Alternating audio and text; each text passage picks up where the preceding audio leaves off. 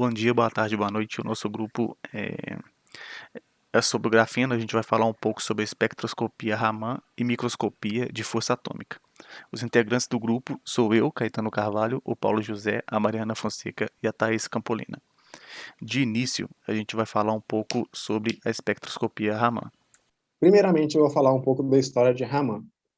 Raman era um físico indiano chamado Chandrasekhar Venkat Raman, que em 1917 descobriu que, quando uma luz intensa passa através de um meio transparente, uma pequena fração de luz é espalhada em todas as direções, com frequências ligeiramente diferentes do feixe incidente.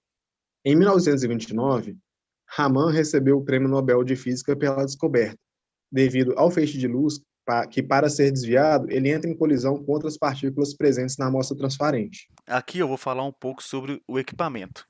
O equipamento que é utilizado, são vários equipamentos que são utilizados para esse método, mas nesse específico a gente vai falar sobre o modelo em via Renischel. Esse equipamento, o que acontece? Ele tem dois lasers a gás disponíveis. Um é com argônio e criptônio, que emite uma luz visível no campo visível, e o outro é o hélio junto com cádmio, que ele emite feixes na região ultravioleta e do azul. O sistema tem seletores de comprimento de onda através de dois filtros, demonstrados na figura, o 1 e o 2. Esses filtros eles são chamados de filtro Band Pass 1 e o 2 é filtro Long Pass 2. O sistema de retroespalhamento funciona da forma que a luz passa pelo CDD1, vai para a amostra, volta e vai para o CDD2, assim medindo a sua diferença. Raman estuda a região do infravermelho próximo à luz visível. Nisso pode ser definido como efeito Raman, que é um fenômeno que estuda a dispersão da luz inelástica, definida pela teoria de Stokes, onde existem frequências diferentes e energias diferentes. E a radiação ultravioleta, para a determinação da estrutura molecular de um composto. O efeito Raman nos indica que um feixe de luz monocromático, ao atravessar moléculas de uma substância transparente, parte de sua radiação será dispersa, como mostra na figura ao lado, onde o feixe de luz monocromático ele passa por uma substância transparente e são divididos em 4 feixes diferentes em todas as direções.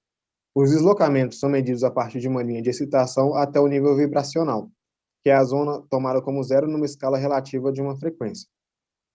Nisso, como podemos ver na imagem a seguir, onde o feixe de luz ele é irradiado na amostra e excitado até o nível vibracional, que retorna a um nível vibracional superior ao estado inicial incidente, assumindo assim uma energia de fóton diferente da energia incidente, sendo medida pela diferença da energia entre eles.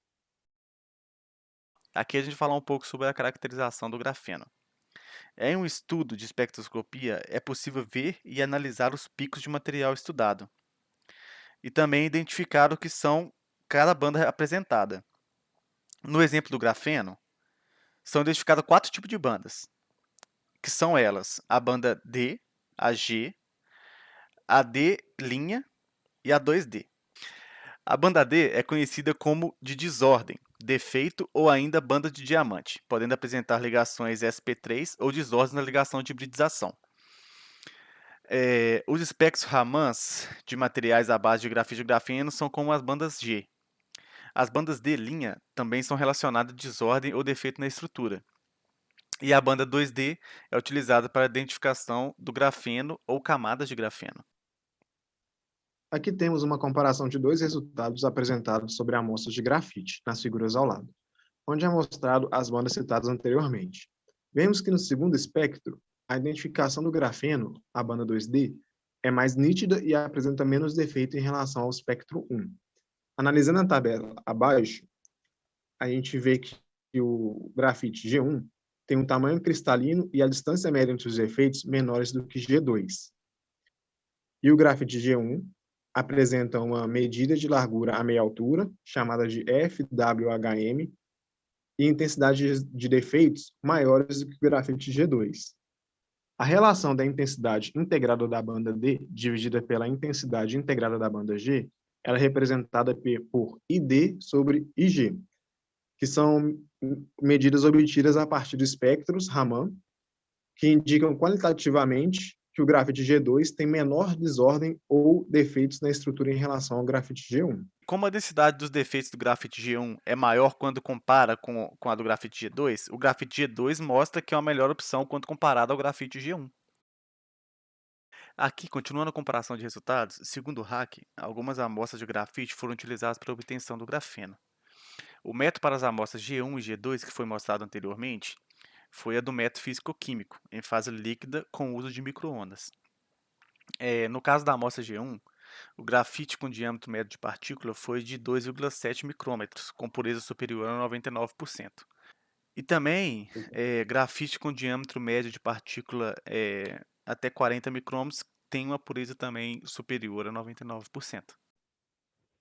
Agora vamos abordar um pouco sobre a microscopia de força atômica, ou então conhecida como AFM.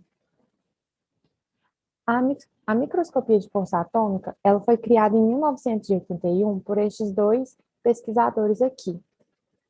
Eles criaram esse microscópio no laboratório da IBM. E como que funciona esse equipamento? Esse equipamento, a gente precisa de um computador e esse sistema tubular aí de varredura. Então, para a gente obter a imagem microscópica da nossa amostra, a gente tem uma sonda com uma ponta muito fina, de escala nanométrica, e ela vai varrer essa amostra. E essa sonda está acoplada ao cantilever. Logo após, durante a varredura, vai ocorrendo uma interação em que forças atrativas da amostra com a ponteira vão ocorrendo. E na medida que a gente tem aí essa varredura, o cantilever ele vai sofrendo torções, de acordo com a topografia da amostra, e as interações podem ser repulsivas ou atrativas. E com isso a gente consegue, todos esses movimentos são detectados por um laser. Esse laser ele é refletido do cantilever para um detector em que vai captar esse movimento. E através da captação desse movimento é possível construir a imagem dessa amostra. Quais são as principais aí, aplicações da microscopia de força atômica? Ela é muito boa para a caracterização topográfica de materiais em escala nanométrica. Então, a gente consegue ter uma noção de como é esse material, mesmo em escalas muito pequenas. E a realização de ensaios de rugosidade de superfície, onde a gente consegue ter essas curvas de distância-força, interações entre moléculas, dentre outras aplicações. E qual a vantagem de usar a microscopia de força atômica? Então, em comparação com outros microscópios, ela tem maior resolução. Além disso, a gente consegue ter imagens em 3 dimensões e eu não preciso recobrir a amostra com material condutor. Não requer métodos específicos de preparação de amostra e a gente consegue quantificar diretamente a rugosidade da amostra. Aqui, em um experimento em que uma pesquisadora, Rodrigues, ela preparou uma amostra de óxido de grafeno com uma concentração de 4 miligramas por ml de solução de água ultrapura, e aí ela realizou o estudo e determinou o tamanho das partículas da amostra, que a gente tem aqui até uma imagem da amostra de óxido de grafeno, e ela conseguiu determinar o tamanho de 3 amostras, sendo a maior aqui, ela teve um resultado de 1,51 micrômetros. Conseguiu também o resultado aqui de rugosidade da amostra na escala aqui de 3,01 nanômetros. Aqui a gente tem a imagem 3D do material, que é inclusive um benefício aí do uso da microscopia atômica. E aqui a gente tem uma espécie de análise granulométrica, como é a distribuição das partículas, né? Dentre as partículas dentro aqui da amostra, como ela se comporta em relação ao tamanho, que é representado aqui pela letra R. De maneira semelhante, a pesquisadora Rodrigues, ela analisou apenas uma nanopartícula do material de óxido de grafeno. A gente, inclusive, tem uma imagem aqui colorida do material, em que a gente consegue observar o tamanho dessa nanopartícula. Ela chegou aqui na conclusão de que uma única nanopartícula do material tem o tamanho de 1,56 micrômetros. E aqui também, de maneira semelhante, ela fez o cálculo da rugosidade como 0,579 nanômetros. E aí, a partir desses dois experimentos, dessas duas análises, ela concluiu que quanto mais próximo a ponteira está do material, da amostra, ou seja, quanto mais, né, quanto a análise mais perto, né, igual eu te fiz a análise da amostra como um todo e depois a análise da nanopartícula, maior vai ser a precisão do sistema quanto mais perto eu tiver da amostra. Porque eu tive um resultado de 1,51 micrômetros para a amostra toda e de 1,56 micrômetros quando eu analisei uma única nanopartícula. Bom, e uma breve conclusão aqui do trabalho, né? A espectroscopia de Raman, ela é um método qualitativo e quantitativo em que é possível observar tanto a estrutura molecular do material quanto o tamanho das partículas, o número de defeitos, e que o aparelho da espectroscopia Raman, ele realiza a análise do material por meio de filtros que vão captar o comprimento de onda. E já a microscopia de força atômica, a gente conseguiu perceber que ela é utilizada para determinar a topografia desse material. A gente consegue determinar aí o tamanho, rugosidade e até mesmo a distribuição das partículas. E o equipamento, né, o microscópio de força atômica, ele vai realizar essas análises por meio da interação entre a ponteira e a amostra. E aí, através dessas forças, que é possível que a gente tenha aí esse movimento desordenado da ponteira, e através dele o laser consegue captar e ele realiza a leitura do material, que é basicamente aí a formação da imagem, né, no computador, para que isso seja compartilhado aí para estudos futuros. Então, essa aí é a conclusão do nosso trabalho. Logo aqui estão as pouquinho das referências, referências que foram utilizadas. justamente. E é isso, obrigada. Obrigada.